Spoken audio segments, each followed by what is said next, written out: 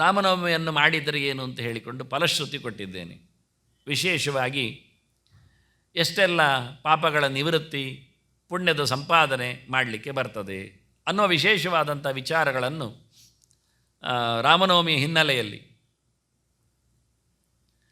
ಅದು ಪ್ರೈಸ್ ಮಾಡುವ ಮೂಲಕ ಕೆಲವೊಮ್ಮೆ ವ್ರತಗಳಿಗೆ ಗೌಣತೆ ಬರ್ತದೆ. ಏನೋ ಉಂಟಲ್ಲ ಅಂತ ಹೇಳ್ತಾರೆ, ನಮಗದು ಬೇಡ ಅಂತಾದರೆ ಏನು ಅಂತ.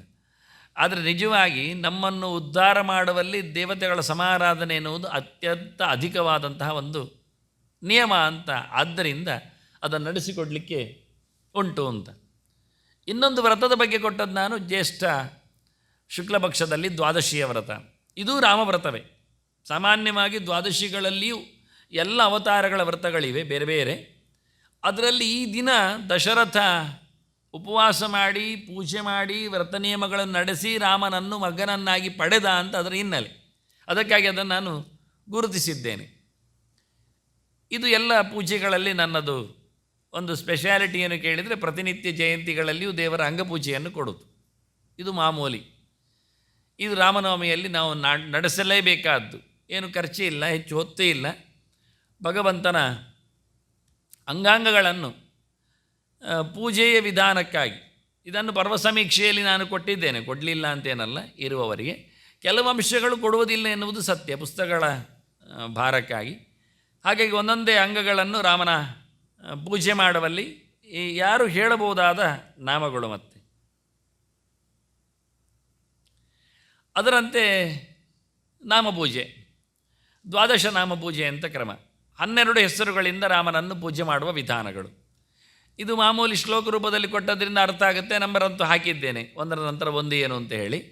ರಾಮನ ಅಪೂರ್ವವಾದಂತಹ ಗುಣಲಕ್ಷಣಗಳನ್ನು ಹೇಳತಕ್ಕಂಥ ನಾಮಗಳ ಜೊತೆಯಲ್ಲಿ ಇದು 12 ಎನ್ನುವುದು ಉಪಚಾರಗಳಲ್ಲಿ ಭಗವಂತನನ್ನು ಕರೆದ ಬಳಿಕ ಕೊಳ್ಳಿರಿಸಿದ ಮೇಲೆ ಆಸನವನ್ನು ಕೊಟ್ಟು ವಿಶೇಷವಾಗಿ ಆನಂತರ ಉಪಕಾರಕ್ಕೆ ಬರುವಂಥ ವಿಷಯಗಳು ಒಂದೊಂದೇ. ವಸ್ತ್ರಂ ಸಮರ್ಪಯಾಮಿ, ವಿಭೂಷಣಂ ಸಮರ್ಪಯಾಮಿ, ಉಪವೀತಂ ಸಮರ್ಪಯಾಮಿ, ಆನಂತರ ಗಂಧಂ ಸಮರ್ಪಯಾಮಿ, ಪುಷ್ಪಂ ಸಮರ್ಪಯಾಮಿ, ಧೂಪಂ ಸಮರ್ಪಯಾಮಿ, ದೀಪಂ ಸಮರ್ಪಯಾಮಿ, ನೈವೇದ್ಯಂ ಸಮರ್ಪಯಾಮಿ, ಪ್ರದಕ್ಷಿಣಾನಿ ಸಮರ್ಪಯಾಮಿ, ನಮಸ್ಕಾರ. ಮುಂದಿನ ಉಪಚಾರಗಳಿಗೋಸ್ಕರ ಇದನ್ನು 12 ಹೆಚ್ಚಾಗಿ ಬಳಸ್ತಾರೆ. ಆರಂಭದ 6 ಉಪಚಾರಗಳು ಅರ್ಘ್ಯ, ಪಾದ್ಯ, ಆಚಮನ, ಮಧುವರ್ಕ, ಪುನರಾಚಮನ, ಸ್ನಾನ ಅಂತ. ಇದು ಎಲ್ಲದರಲ್ಲಿ ನಡೆಯುವುದಿಲ್ಲ ವಾಸ್ತವವಾಗಿ. ಕೆಲವೊಮ್ಮೆ ಅಂದರೆ ಕಲಶ ಮಾಧ್ಯಮದಲ್ಲಿ ನಾವು ಪೂಜೆ ಮಾಡಿದರೆ ಇಲ್ಲ, ಅದರಲ್ಲಿ ಸ್ನಾನಾದಿಗಳನ್ನು ಮಾಡಿಸ್ಲಿಕ್ಕೆ ಆಗುವುದಿಲ್ಲ. ಅದೇ ಮಂಡಲದಲ್ಲಿ ಒಂದೊಮ್ಮೆ ಪೂಜೆ ಮಾಡಿ ಮುಂದೆ ನಾನು ಮಂಡಲದ ಚಿತ್ರ ಕೊಡುತ್ತೇನೆ, ಇದದು ಸ್ಪೆಷಲ್. ಎಲ್ಲ ಪೂಜೆಗಳಲ್ಲಿ ಅದನ್ನು ನೆಲದಲ್ಲಿ ನಮ್ಮ ಹತ್ರ ದಿನಾ ಪೂಜೆ ಮಾಡಲಿಕ್ಕೇನೇ ಇಲ್ಲ ವಸ್ತುಗಳು. ಆಗಾಗ ಅವರನ್ನು ಪೂಜೆ ಮಾಡೋದಾದರೆ ಹೇಗೆ ಅಂತ ಕೇಳಿ ಮೊನ್ನೆ ಯುಗಾದಿಗೂ ಕೊಟ್ಟಿದ್ದೇನೆ ಹಾಗೆ. ಹಾಗಾಗಿ ಆ ಹೊತ್ತಿನಲ್ಲಿ ನಾವು ದೇವರನ್ನು ಪೂಜೆ ಮಾಡೋದಾದರೆ ಆವತ್ತಿನದ್ದು ಹೇಳಿಕೊಡಿ. ಇಲ್ಲಾಂದರೆ ರಾಮನ ಪ್ರತಿಮೆ ತರೋದು, ಅದನ್ನು ಮತ್ತೆ ಎಲ್ಲಿಡೋದು ಅಂತ ಯೋಚನೆ ಮಾಡೋದು, ಮುಂದೇನು ಕತೆ ಅಂತ ಕೇಳೋದು, ಕೊನೆಗೆ ನಿತ್ಯ ಪೂಜೆ ಮಾಡಬೇಕೋ ಬೇಡೋ ಹೀಗೆ ತಂದು ಎಲ್ಲ ಅವತಾರಗಳದ್ದೆಲ್ಲ ಪ್ರತಿಮೆಗಳು ಹೆಚ್ಚಾಗಿ ಬಿಟ್ಟರೆ ಮತ್ತು ಯಾವ ಪ್ರತಿಮೆ ಯಾವತ್ತು ಇವತ್ತು ಪೂಜೆಗೆ ಅಂತ ಹುಡುಕಬೇಕಾಗತ್ತೆ.